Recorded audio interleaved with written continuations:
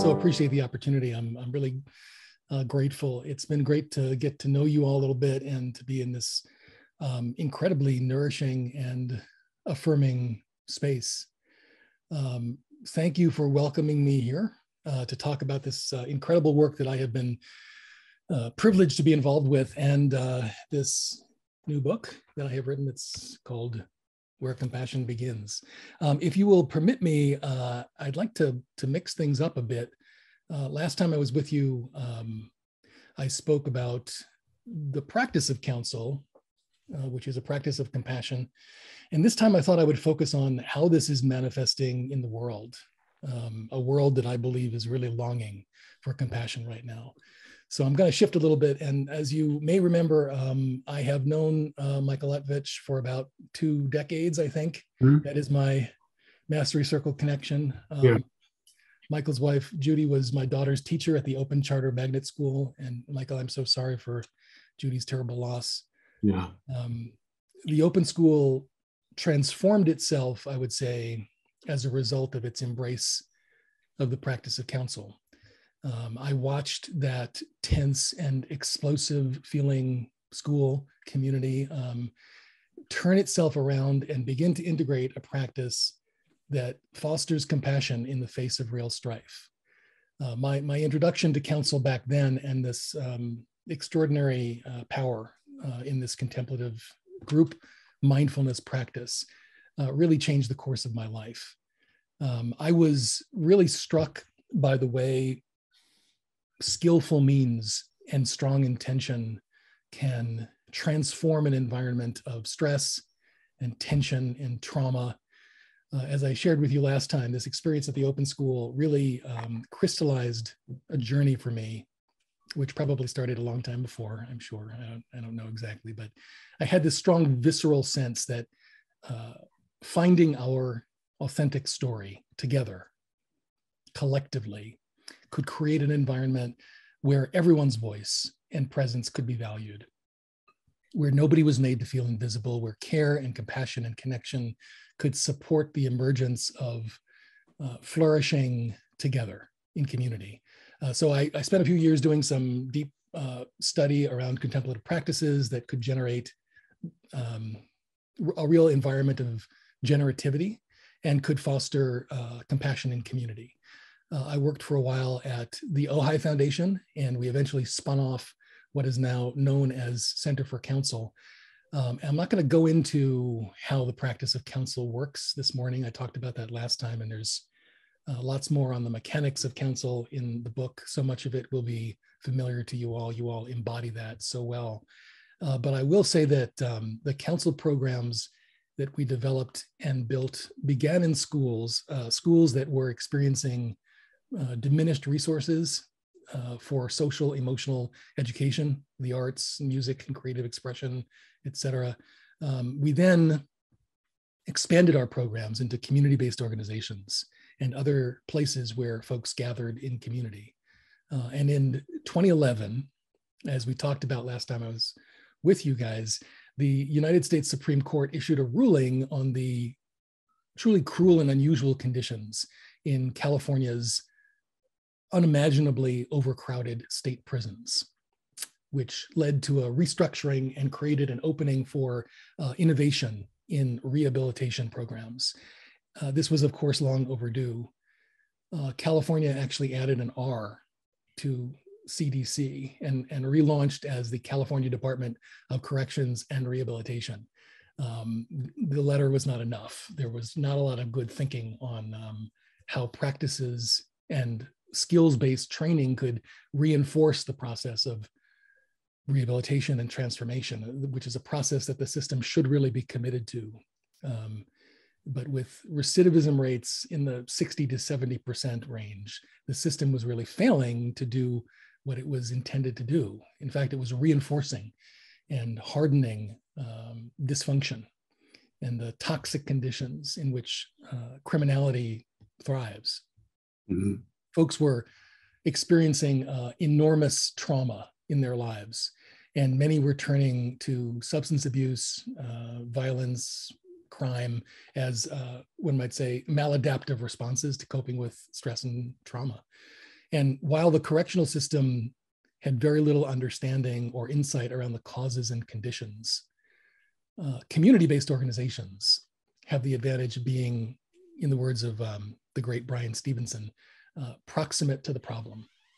We understand what it means to create nurturing environments where one can take a step away from the craziness and the noise and the aggressive and toxic morass and cultivate a sense of peace, of repose and consideration and care, much like you do in this beautiful circle. From an anthropological perspective, most cultures have found some unique way to support weaving the social fabric and maintaining a sense of social connectedness. And we don't do that so well. Our culture is notoriously isolating, and our connections and relationships are becoming in many ways eroded. There's a serious crisis of loneliness and disconnection. For those of you who've not read it, I would highly recommend, there's a wonderful book entitled Together by Vivek Murthy, the Surgeon General under President Obama and now again under President Biden. Dr. Murthy identifies the crisis of loneliness as both the cause and the result of so many of the societal problems that we face, from mental health to substance abuse to extremist violence. The subtitle of his book is The Healing Power of Human Connection in a Sometimes Lonely World. I think the loss of connection in our culture is a great human tragedy. And this concern really animates the work of my organization and really all the work that I'm called to do in the world. So how do we create conditions for coming together, for setting aside all of the bias and judgments and excuses, and how do we come together to bear witness to the profoundly and universally relatable experience of being a human being? How do we encourage and build a culture that offers care and regard? On the back cover of the book, and I'll talk a little bit more about it in a bit, there's a definition. I think I'm just going to read that now. Compassion is sometimes confused with empathy or even sympathy. It is neither, though it includes some aspects of both. Compassion begins when we allow ourselves to really hear and attune to suffering, that of others as well as ourselves. And hearing and perceiving this anguish, we are moved to do something about it. What takes compassion beyond sympathy or empathy is that it includes action that is considered skillful and beneficial. Counsel is a foundational practice that builds our capacity to perceive the experience of others and invites us to pay attention. When we listen differently to someone's story without judging, we create the conditions for compassion to arise.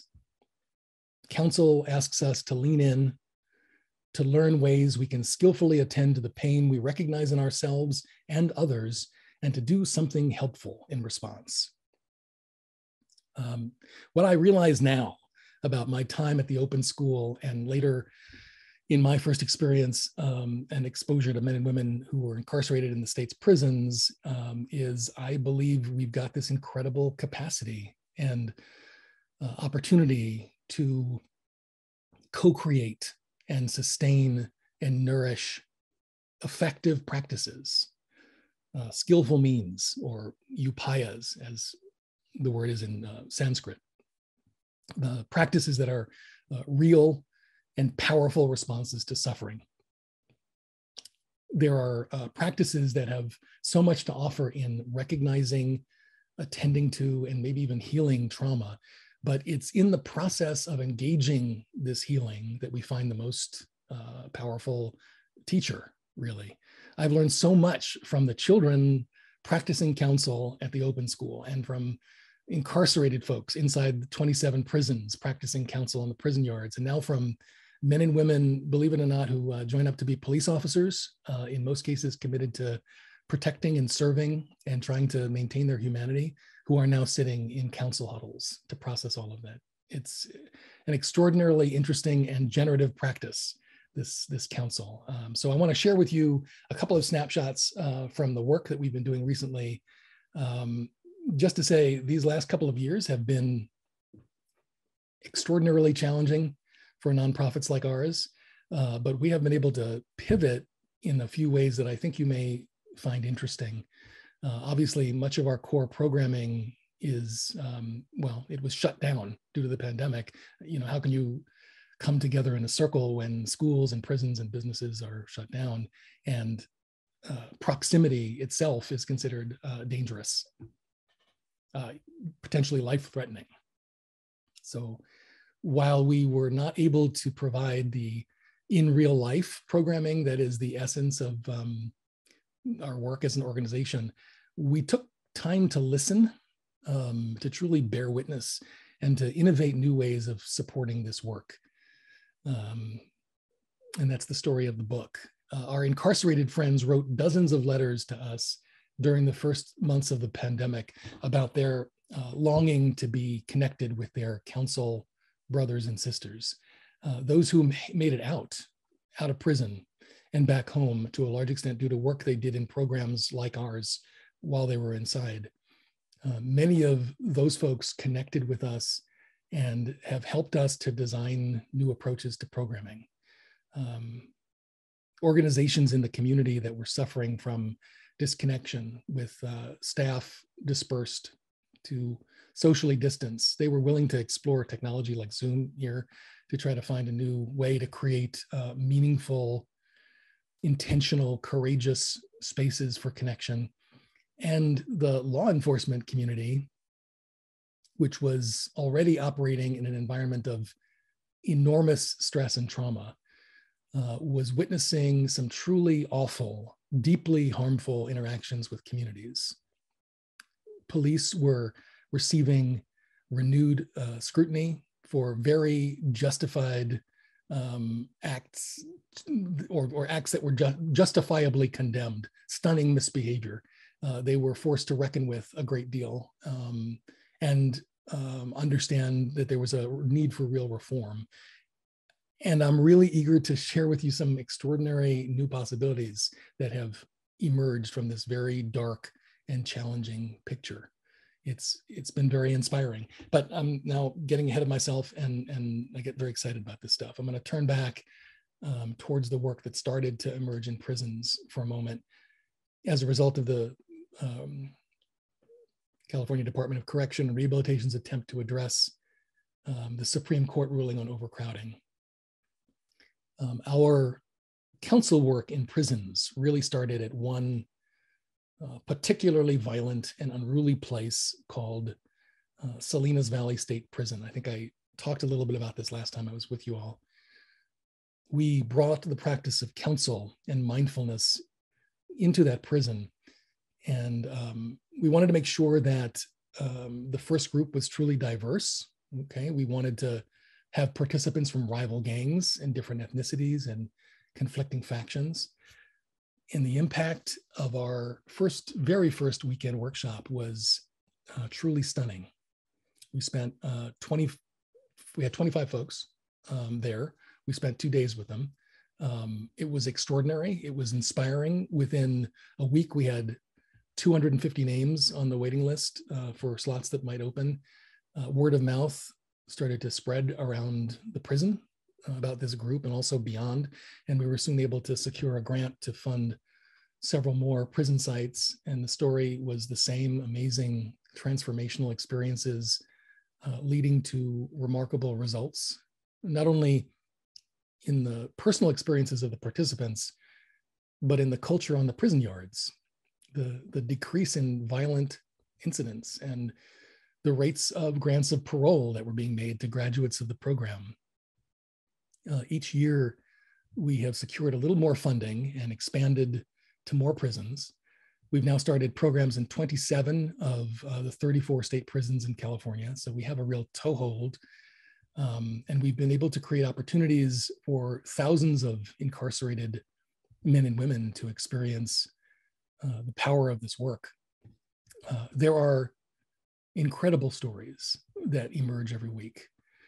I am amazed and inspired and grateful to be able to share the direct impact of an investment in this work, in these practices, with those who choose to support the programs. Thank you to everyone who has found their way to this. It wouldn't be possible without them. And occasionally somebody who nobody would imagine would take to this work will experience an incredible opening and a shift. And I want to share one of these stories with you all, something that happened at Ironwood State Prison in 2016. The group we began at that prison, like many other groups, consisted of a very diverse group. Participants with ties to rival Mexican gang factions, to the Aryan Brotherhood, neo-Nazis, the Black guerrilla family, and others. And one young dude at the first day came strolling into the first session with a very cocky attitude and his body covered in tattoos, one of which was a great big swastika that he had no interest in covering up or concealing. This guy, Mitch was his name, he looked around this very mixed group, and he tried to sort of find a place where he could situate himself amongst those that he believed to be his tribe. And the first couple of hours were uncomfortable. This arrangement, a diverse circle like this was very uncommon. It was not a usual configuration for a maximum security prison where, as I'm sure you know, segregation is rampant and gang affiliation is unavoidable, and it dictates who you can hang out with and talk to and who you can't, who you can listen to, who you can connect with. But something very interesting started to happen as the stories started to flow in that first workshop. And the experiences and the memories started to be shared. Participants started to practice a deeper kind of listening, a listening beyond judgment, beyond the need to fix or rescue, beyond the need to have an opinion, but just to listen. Real regard was present. It was emergent. And something started to shift right there. You could feel the resonance as folks spoke and listened from the heart. That's what emerged. And I want to play a very short piece that features Mitch, the guy with the swastika tattoo. This is a quick introduction to the story of our work with Mitch. It began, as I said, in 2016 while he was serving a life sentence, and has continued through his grant of parole and an amazing next chapter that none of us back then could have imagined. So I'm going to play this for you, and we'll have a moment to take a look at it, but I think this may be of interest. This is Mitch.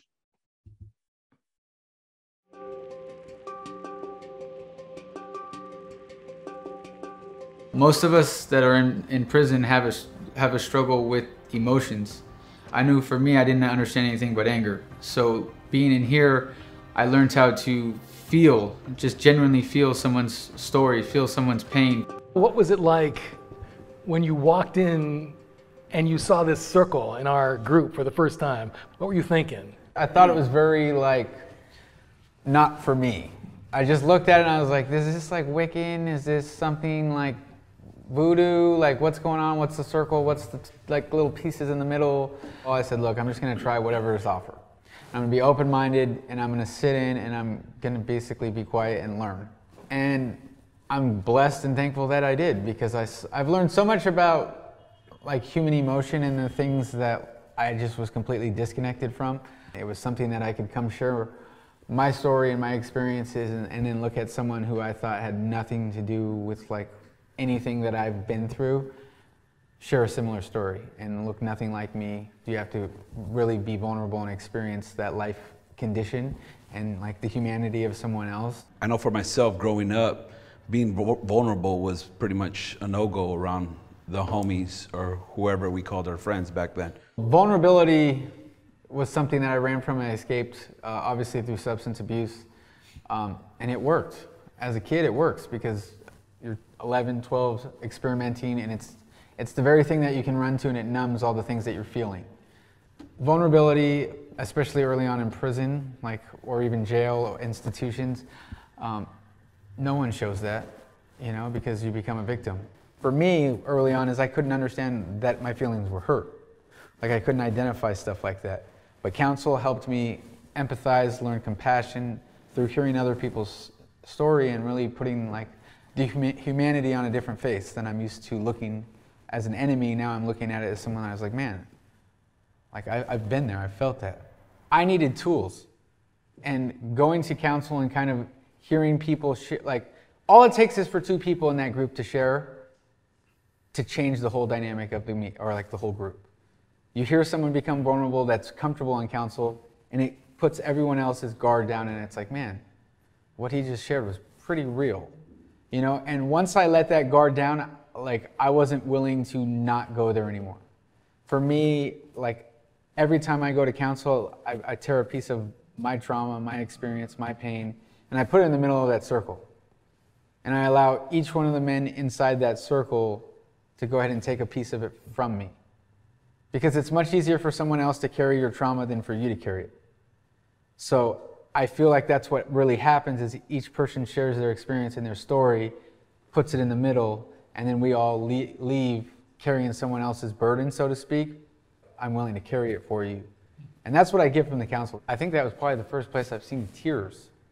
We're in a prison environment where someone was allowing themselves to be vulnerable like that. But I finally got to a place for me, I was like, man, that dude's healing. That's what's happening. He is not caring about anyone in this room to the point of he's trusting the circle to be vulnerable and to let those tears out and to let that pain and trauma out. You can't make that up. You can't. There's no script for it. It's authentic. It's easy to put my hands up and fight someone. That's easy. But the first time I walked away from something, coming home and now I'm free, what if someone calls me a name in public and I'm around my wife or kid or somebody and I'm like, okay, I gotta go handle this. Okay, so she can wait another 12 years for me or however long because I need to go handle this? So those are the things I really had to look at the belief that I held and understand this belief is inaccurate. Just because people taught to you doesn't mean it's real. Fighting for your life and your freedom and you don't know when it could potentially come. I always had that desire to do whatever I could. I'm just trying to be the best person at what I'm doing. And I've noticed that just as a byproduct, good things happen. So, boy, Mitch was serving a life sentence. He was expecting to spend the next 80 years of his life behind bars, and he arrived in prison, and his transformation was nothing short of stunning. And there's a lot more to this story. Of course, his graduation from college, his certification as a substance abuse counselor, the purchase of his first home this summer. He's the newest member of our staff now, and he's helping to build out our programs in prisons, and now a new program that'll support folks who've been granted parole and are coming home. He's just an extraordinary example of what is possible. And it's been humbling and inspiring and amazing to bring that video into some of the prisons that are now opening up to programs in the last few weeks. Just the last few weeks, we've been able to get back inside. And as we restart the programs, I'm able to begin with a real life story of what is possible. Folks understand the kind of guy he was and what he became. If you just take a step back, if you drop into a different way of listening and understanding yourself and others, if you develop a supportive community to really do the work in. But it has been a very long year and a half plus, I guess. COVID has been quite a challenge to a lot of nonprofits. As I mentioned, we received dozens of letters from inside when our programs were forced to shut down. And folks, they weren't asking for help per se. They were asking for counsel and advice on how to continue to practice, to feel connected and nourished by their counsel brothers and sisters, to continue a practice that had provided so much nourishment and potential for connection and growth.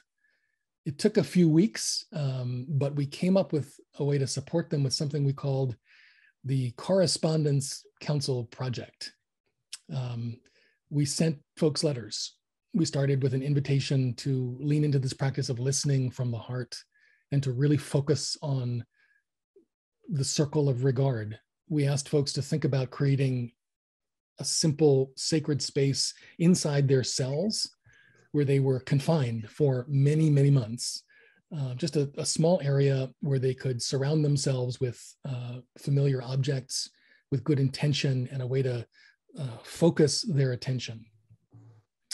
We provided them with a guided meditation, which offered an opportunity to really settle into the present moment, to bear witness to the physical and mental and emotional and spiritual conditions right here, right now. We included 2 blank pieces of paper, and we suggested that they share what was alive for them, to check in that moment, and to respond also to a prompt that we developed based on correspondence we've been receiving from prison. And we provided a stamped envelope, which they could use to send their share back to our office in LA. We then collected the shares of everyone in that circle, and our trainers read through the shares and offered their witness comments and their reflections, and it gave us a chance to sort of sit together in this intentional circle. We compiled the packet and sent this back to everyone in the group with instructions for engaging the next round in our council, and again, to create a container and to drop into presence and to read and reflect on the shares of others in this imaginal circle, and to reflect on the new prompt that we provided, and to write 2 pages and send it back in the envelope we provided. And this went back and forth. And as you can imagine, we received a lot of mail in the last few months, and it was incredibly, it was moving to witness it and participate in it, to be with the reflections and appreciation of the participants. And there are thousands and thousands of participants. They are off the freeways as you drive them in, so hidden in these little structures, but there are folks with stories and a longing to connect. And we were able to use the US Postal Service to do that to some extent. We came to realize that there was this possibility of offering real and meaningful support to folks who had a desire to connect more deeply, to connect with themselves, with each other, with their sense of purpose in this life. And the funny thing was, the things we were able to offer as resources seemed utterly universal and very powerful. It became clear that we could reach more people beyond this Correspondence Council project if we could build out the work in an accessible, readable way, maybe a book. And around this time, we received word that the grants that we had been awarded from CDCR that seemed like the answer to keeping our organization afloat during the pandemic. You know, these grants would actually not be available to us unless we were providing prison programming. Of course, the prisons were closed. They were shut down to all outsiders, so that was impossible. And so we faced this kind of use it or lose it ultimatum, and we came up a plan to publish a book based on work that we'd been documenting that was intended to support incarcerated folks who were unable to participate in a regular proximate counsel program.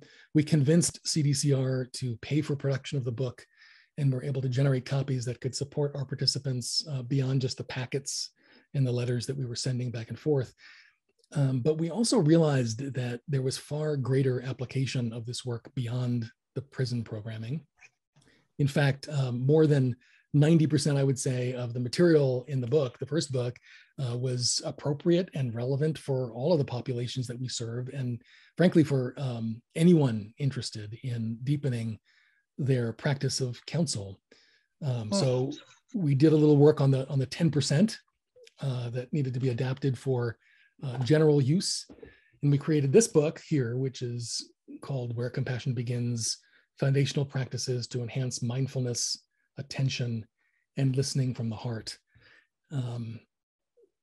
For the first time, our programs can be said to have a manualized curriculum. which is a big deal. But more important than that, this enabled us to really drop into articulating the essential components of the practice of counsel, the way it builds on a step-by-step process, a mindfulness practice to engage in relationality and to pay attention to the world and all the living things around us.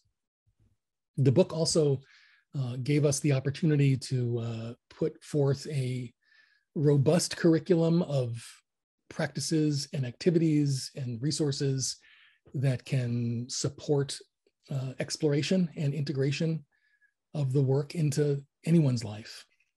I'm so pleased to finally have something we can share with the public who either cannot or will not actually find their way into a real life counsel anytime soon, and maybe doesn't have the wherewithal to be connected to something like Mastery Circle. This is such a profound human need, and it's beautiful to be able to get this out there into the world. It presents an opportunity to truly drop into the practice and explore its transformational power on your own, or with your partner or family, or in the workplace, or even out in nature as we walk a path in counsel with the planet.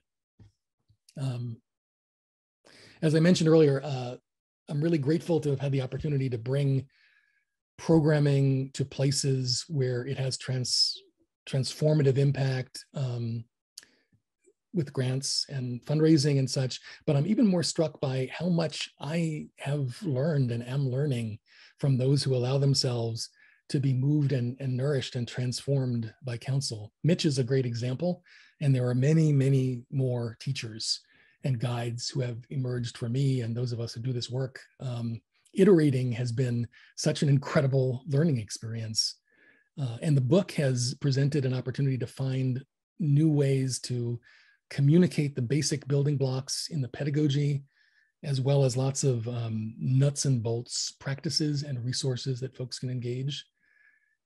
And we are also able to include some very concrete scientific perspective on what is happening when one engages in activating the parasympathetic nervous system through mindfulness and bearing witness, and really listening to the way our bodies, our minds, our hearts, and our spirits meet the hard realities of being alive on the planet right now, which is a very stressful experience.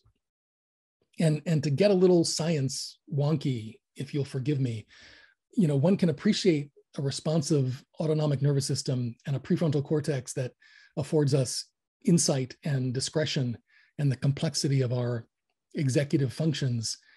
But human beings often struggle with the required cyclicity of sympathetic and parasympathetic activation of our autonomic nervous system, right? We carry stress and trauma and all of its physiological processes, and we often have trouble shifting back from this fight, flight, freeze kind of response that we're all familiar with to the rest, digest, recover function that's so necessary for our health. And practices like counsel and mindfulness and yoga and gardening and prayer and all of that help us maintain that cyclicity, that sort of seesaw. We can become skillful at interrupting what for many of us is a constant stress state, the rumination, the dread, the anxiety, the fear, the rabbit holes.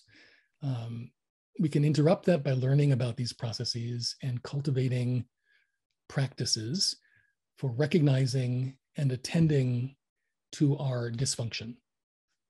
So in addition to building community and fostering compassion, we've come to realize that our programs have the added benefit of being a great arena for learning how to take care of the stress response and how to attend to our self-regulation.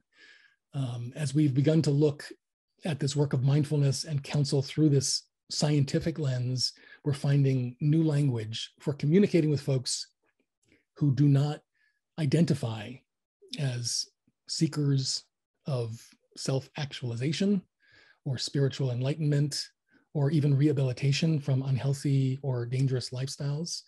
we found that we can step into a next chapter of growth as an organization that has the potential to engage a much wider audience.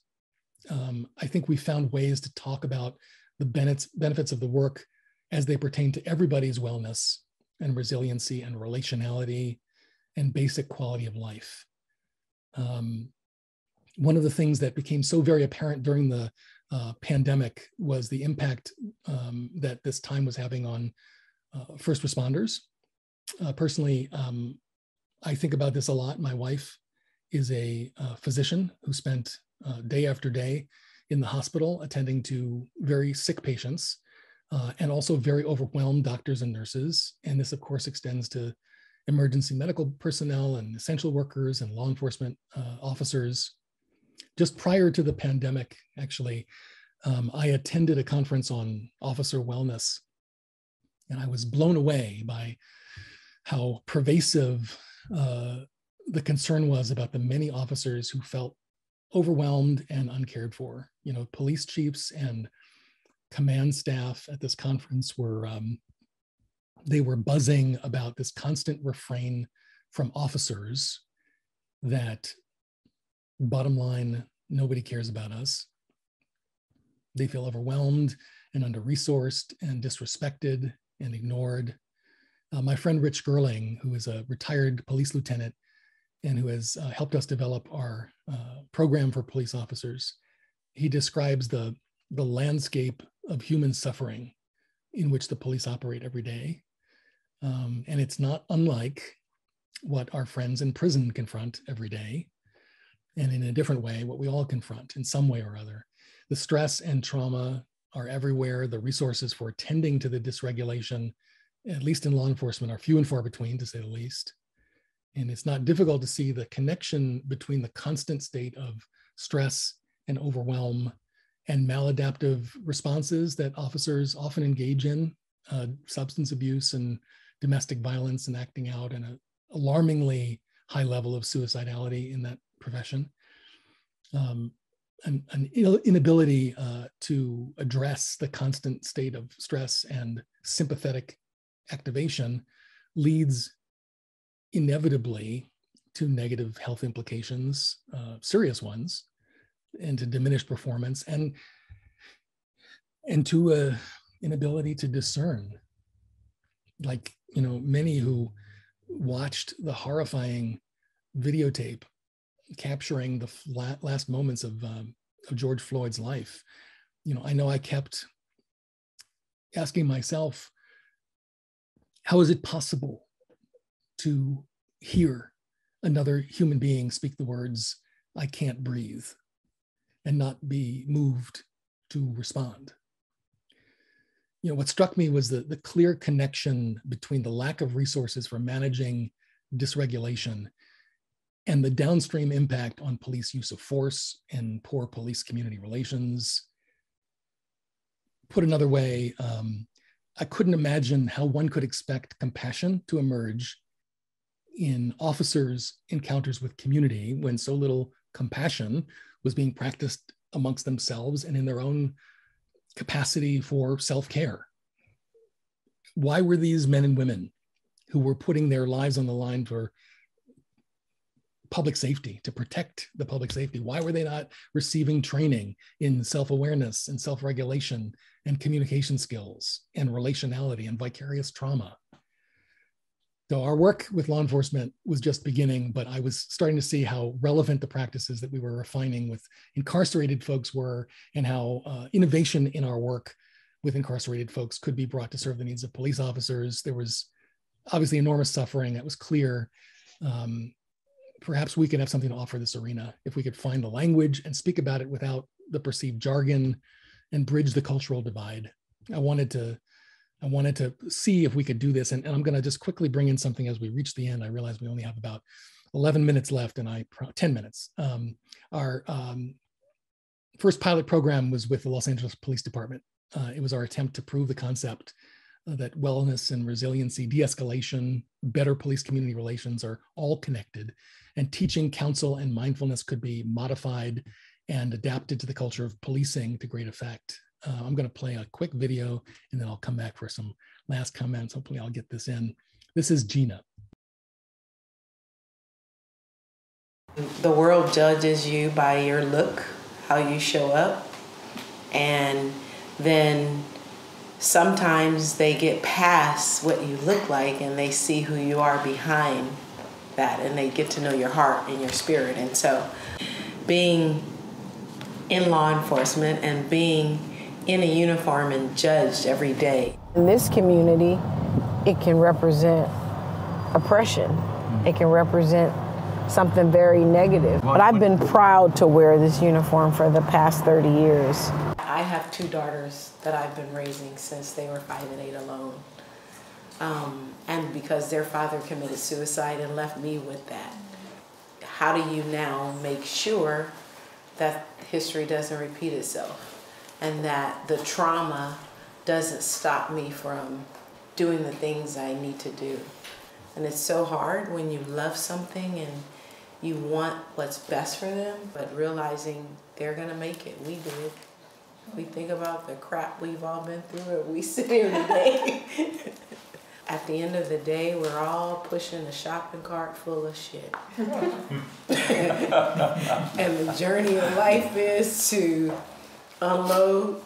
It's about the counsel. It's about opening up and being open and aware of new things, because you never know how the person's story is your story. There are shootings and murders and robberies, and children are being harmed. That seeps into your spirit. You don't walk away from a homicide. You don't walk away from seeing somebody's life being taken. That stays in your reel in your mind.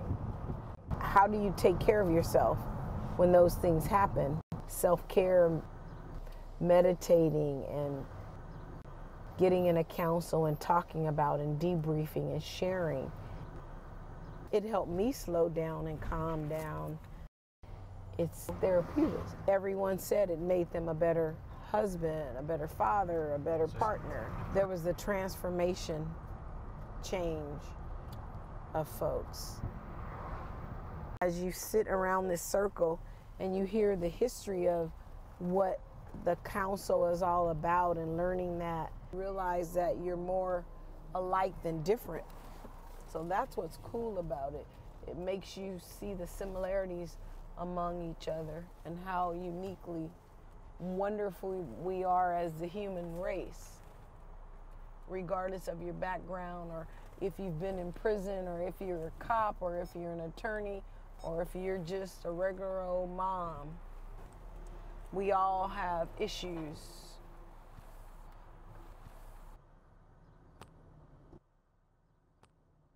So I've just got a few more minutes, and I want to kind of get through some of this. This was the beginning of the work with police. We made that video to have the opportunity to train officers. We've now trained 7 cohorts of LAPD officers, each with 25 officers. Last month, we were down in Jacksonville with the Florida. The sheriff's office brought us down there to work in the Jacksonville sheriff's office. Particularly, another development is this fall, we have an opportunity to partner with the U.S. Department of Justice through an initiative through one of the offices that's trying to reform training offered to police officers. I've got so much wonderful testimonials. We'll do another video, but there's an incredible heartfelt testimonials from folks who have had their lives really open up as a result of learning practices like 4-7-8 breathing and guided meditations, and the ability to really drop into what it means to listen from the heart and then to speak authentically from the heart to each other. I'm so eager to lean into this partnership with law enforcement and support the conversation around the role of mindfulness and self-awareness and the skills of just simply listening from the heart and communicating this way. From a systemic perspective, I believe there's just enormous potential for transformation, and there's also great urgency. It may be easier to understand, the Surgeon General's point about loneliness, as he says, and the healing power of human connection with regard to mental illness or the opioid epidemic or domestic violence generally, but we can't stop there. We need to look to resources, to trainings and programs that support reflection and insight and connection. These resources and trainings are critically important in all areas. And I think the impact it can have on the future of policing in America is enormous. So needless to say, it's the general audience version of the book that we offer to police officers, not the handbook for incarcerated persons. That wouldn't go over very well. But I'm excited to have made the book available widely. It's available on Amazon and local independent booksellers. And we offer it as a gift on us to folks who become supporters of Center for Counsel, if you're interested. I kind of think that's the most important use of the book. There's so much potential in this work. I'm so inspired and motivated and grateful. And I really appreciate having a chance to talk with you all again about it a little bit. I'm hoping the things that we've talked about this morning, and I know I've kind of raced through it, I hope it's resonated for you. If you're interested and excited about it and want to learn more about Center for Counsel, I know Mary Grace will be circulating a document with links and ideas about getting involved. And if you will forgive my putting on my executive director of a nonprofit hat right now, I'm going to share with you that we're approaching the end of the year, as Ron knows from the 23 letters he received, and I'm sure we all are receiving. We're engaged in a campaign to bolster the resources to expand the circle. And I would love for each of you to consider getting involved. If that resonates with you, you can get engaged, you can join our mailing list, you can explore some of the work we're doing, find out about public trainings. And if you're so moved, we'd be really grateful and welcome you as a supporter of the work at whatever level might appeal to you. The resources that we're able to put into this work, yeah, Mary Grace used that term, they ripple out into the lives of so many folks who are transformed in the practice of compassion. You may remember that I mentioned last time that we always leave an empty seat in our counsel circles, particularly in prisons, because there are so many who are present in the circle with us. Though they may be absent on that day, they are with us. And if it appeals to you, I want to welcome you to take a seat in that empty chair. Though you may not come with us into a prison, you can come with us into a prison and be part of these beautiful transformative circles. So I'm grateful for your attention and the opening of your hearts and minds to the stories and the work. And I think we have about 2 minutes left if there are any last comments or anything you'd like to say before we're done.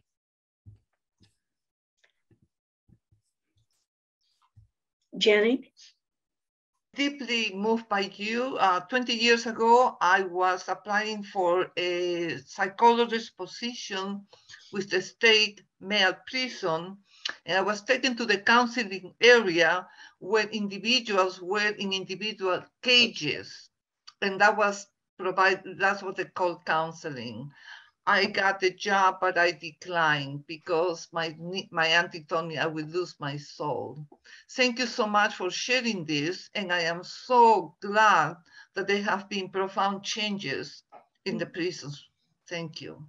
All right. Okay. So it's time for any further comments before we move on to business? Levita.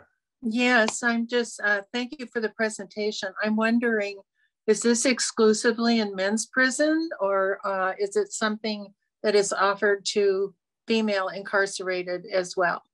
It really depends on the grants we get. There are only 2 really active, maybe 3 if you kind of count one of the 34 prisons out there that serve the populations. Fortunately, we are in one of them, and we hope to be in more, but it is offered to men and women, and certainly folks as they come out of prison get involved with us. But we are equal opportunity, and we just kind of follow the grants to where we can get to. But I'm hoping that it will increase as well. It's something that men and women are both very eager to be involved with and can benefit so much from. Second question is is this federal or is it California? We have worked in all 3, in federal, state, and now in county jails, which are really interesting because it gives us a chance to reach people before they move into the state system. Some in the federal system actually are getting more support right now than some in the state system, ironically. But we are we're operating on all those different levels, and the work with the DOJ is going to help things. It's not often that you have buy-in from the very top, from Merrick Garland and what the DOJ wants to do moving forward. And I hope that will help us as we work at the grassroots level as well. And how long have you been doing it? Oh, I've been doing it my whole life, but Center for Counsel has been active since 2013. Thank you. Okay. Well, let's give a round of applause here to our presenter. It Thank was you. lovely. Thank you so much Great. for your wisdom and the work you do to help others who need help. Such a special thing to be doing in the world. So thank you very much. Thank you. Thank you so much, Mary Grace. Right.